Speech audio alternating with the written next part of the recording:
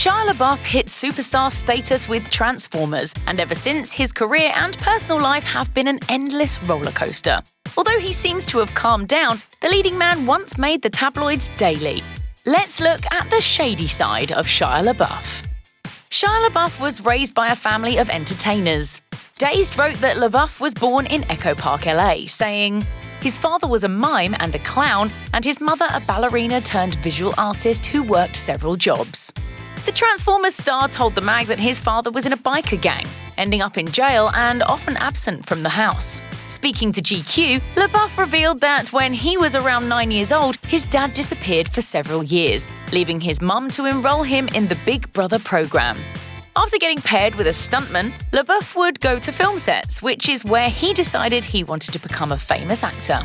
By the time he was 11, LaBeouf called an agent out of the Yellow Pages, raving about the phenomenal Shia LaBeouf, adding that he was, quote, big in England. While the woman knew he was lying, she signed him anyway and got him his first gig on Even Stevens.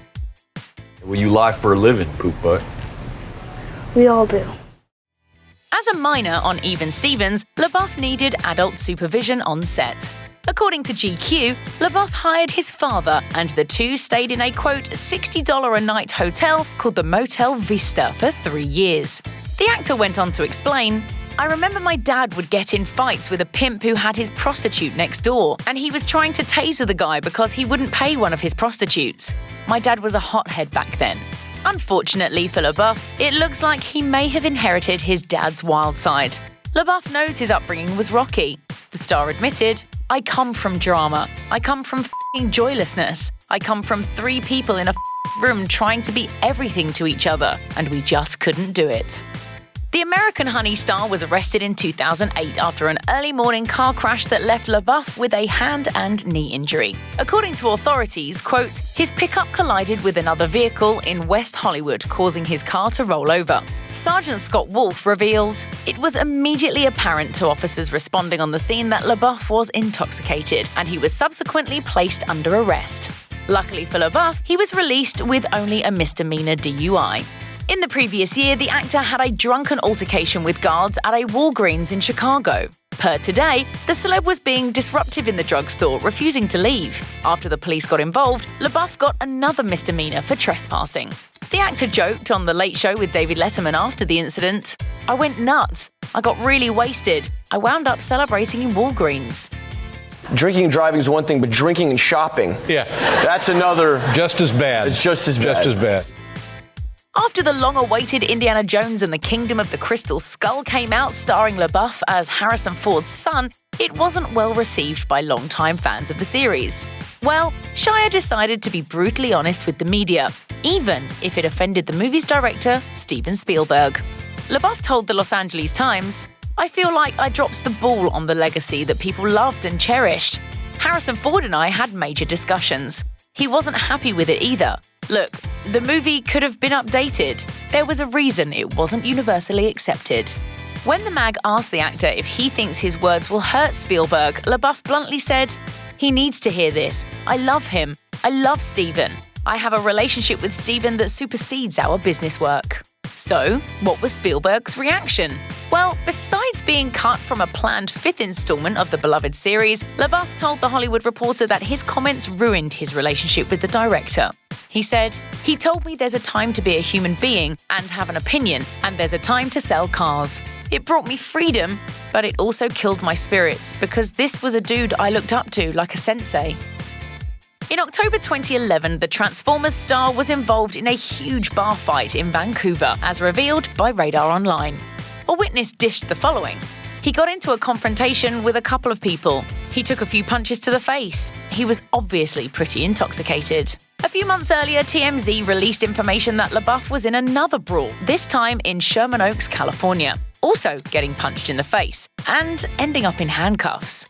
In 2014, the Lawless actor travelled internationally for yet another duel, this time headbutting a man in a London pub. As TMZ revealed, LaBeouf was in, quote, a pretty rough part of town in South London.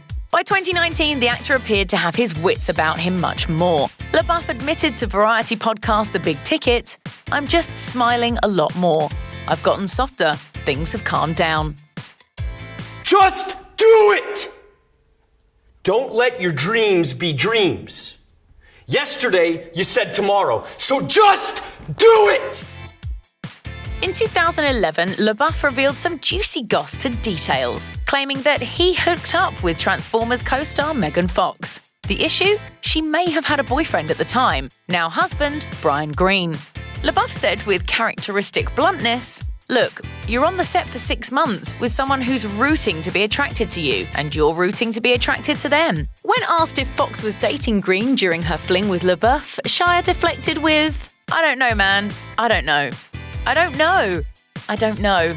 It was what it was." The timing was horrible, according to Hollywood Life, which reported that Fox and Green were separated at the time, but still trying to work things out. It turns out Fox wasn't the only starlet with wandering eyes when it came to LaBeouf. According to The Hollywood Reporter, the actor also admitted to hooking up with his Transformers Revenge of the Fallen co-star Isabel Lucas, while she was in a relationship with Adrian Grenier. We suppose LaBeouf did warn the world about his infatuations. In 2008, the celeb told GQ, "Oh, I've been in love with every woman I've ever worked with." Can't say he didn't tell us so. We're not cheating. Not yet. In 2014, Shia LaBeouf's The Necessary Death of Charlie Countryman co-star Rupert Grint revealed to The Guardian that to get into the role of a character high on LSD, LaBeouf actually took the powerful drug. He smashed the place up, got naked, and kept seeing this owl. If anything will make you not do drugs, it's watching that. If Grint's story comes as a surprise, it's actually not the only time LaBeouf has taken a role perhaps too seriously. Speaking with Dazed, the actor admitted to some of the bold things he did for his role in the drama action flick Fury.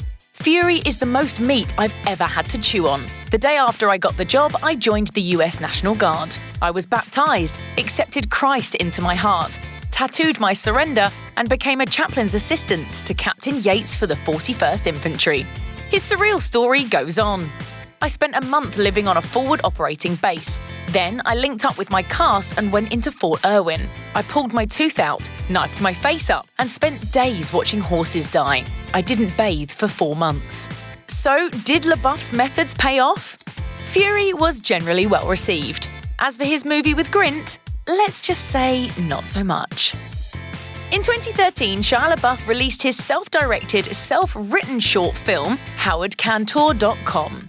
The celeb showcased his film at the Cannes Film Festival, with the reviews being generally positive. IndieWire wrote, LaBeouf's memorable short is ultimately a surprisingly successful movie, on the experience of watching a movie that should only serve to encourage LaBeouf to further test the directorial waters.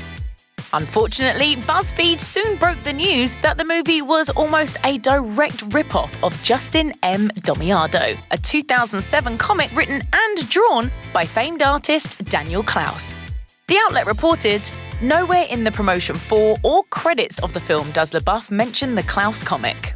Eric Reynolds, longtime editor of Klaus's comics and associate publisher at Fantagraphics, called the film, quote, shameless theft. LaBeouf tweeted out apologies, but those were copied too. As Wire reported, the star's tweet on plagiarism actually plagiarized a post on Yahoo Answers from years prior. The actor tweeted again, this time posting a photo that allegedly mocked Klaus and reproduced even more of his work. The result? A cease and desist letter from the novelist's legal team that LaBeouf, of course, shared as well. In June 2014, Shia LaBeouf found himself in another incident and showed quite the resemblance to a certain character in The Silence of the Lambs. Page 6 originally reported that LaBeouf chased a homeless man around Times Square in New York City, demanding that a paper McDonald's bag be handed over to him. A witness recalled, he really wanted whatever was in that bag. He had so much focus. If there were French fries in the bag, maybe he really wanted to eat them. A few hours after that incident, the same outlet reported another incident in which LaBeouf went to the Broadway musical Cabaret, where he, quote, was slapping people on the behind and in the back of the head while smoking inside the theatre. As cops came to escort the star, he was, quote, incoherent and very agitated, resulting in his arrest. The kicker? The actor was also muzzled with a mask for spitting at officers. Only a few days later, the actor got in trouble yet again, this time getting himself banned from the local peasant in Sherman Oaks, California, after getting up to urinate in the parking lot behind the restaurant. In 2014, in order to apologize to the masses for the highly publicized plagiarism incident, Shia LaBeouf created a performance art piece called #IamSorry, where he sat in a room with a paper bag over his head and invited the public to come in one by one. As writer Ryan Sandoval of Time wrote, when he went inside, he was asked to choose an item on the table. He then explained, the options: a whip, pliers, a bowl of Hershey Kisses, a copy of Daniel Klaus's Death Ray, a pink ukulele, a bottle of Brut cologne, an Optimus Prime toy, get it? And a bowl of about 100 paper slips bearing typed messages. In an interview with Dazed months later, the actor made this horrifying claim. One woman who came with her boyfriend, who was outside the door when this happened, whipped my legs for 10 minutes and then stripped my clothing and proceeded to me. On top of that, my girl was in line to see me. It really hurt her as well, as I guess the news of it travelled through the line. When she came in, she asked for an explanation, and I couldn't speak, so we both sat in this unexplained trauma silently. The scenario raises all kinds of questions regardless of the veracity of LaBeouf's claims. July 2017 saw Shia LaBeouf completely out of control. As TMZ reported, the Disturbia star was seen walking in Georgia when he stopped two people for a cigarette. When the first person said no, LaBeouf unleashed a verbal attack. The second person was a police officer. LaBeouf reportedly sprinted to a nearby hotel to evade arrest, though he was captured in the lobby. LaBeouf was then placed in the backseat of the car and was filmed yelling obscenities at two officers. As The Telegraph published, LaBeouf got particularly lippy with the black police officer, going on a racially pointed rant, saying, "You've got a president who don't give a about you, and you're stuck in a police force that don't give a about you. So you want to arrest white people who give a who asked for cigarettes?" The actor was later bailed out, but the moment left a mark on his career. A year later, LaBeouf finally spoke out about the incident in an interview with Esquire, saying, "What went on in Georgia was mortifying. White privilege and desperation and disaster. It came from a place of self-centered delusion. It was me trying to absolve myself of guilt. I f***ed up." Check out one of our newest videos right here. Plus, even more Nicki Swift videos about your favorite celebrities are coming soon. Subscribe to our YouTube channel and hit the bell so you don't miss a single one.